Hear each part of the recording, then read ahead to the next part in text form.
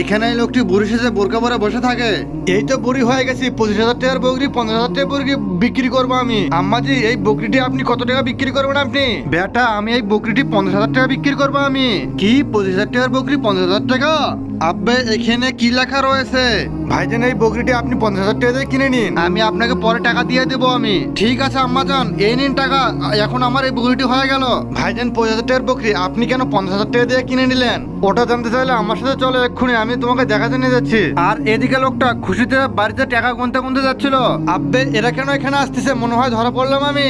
ওরা মনে হয় জেনে গেছে। আম্মাজান দাঁড়ান, এই 5,000 টাকা দিতে আমরা ভুলে গেছিলাম, এই নেও টাকা। তারা বলে এই কথা বলে সেখান থেকে চলে যায়। আরে ভাইজান আমি তো কিছুই বুঝলাম না, 25,000 টাকার বকরি 50,000 টাকাতে বকরি কিনে নিলেন টাকা দিয়ে, আবার সেই বৃদ্ধা মহিলাকে 5,000 টাকা বেশি দিয়ে এলেন।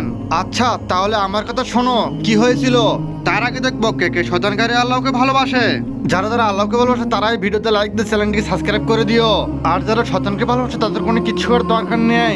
বড় ভাই আমাদের মাকে বাঁচাতে হলে আমাদের কাছে 50,000 টাকা লাগবে, আর আমাদের এই বকরিটি 25,000 টাকা হবে। তাহলে আর বাকি টাকা কোথা থেকে জোগাড় করবো আমরা? আরে তুই কোনো চিন্তা করিস না, আজকে আমি বুড়ি সাজাও টাকা জোগাড় করবো আমি। আরে ভাইজান আপনি তো অনেক বড় ভালো কাজ করেছেন। ঠিক আছে ভাইজান এই নাও আপনার 25,000 টাকা। না ভাইজান লাগবে না আমার।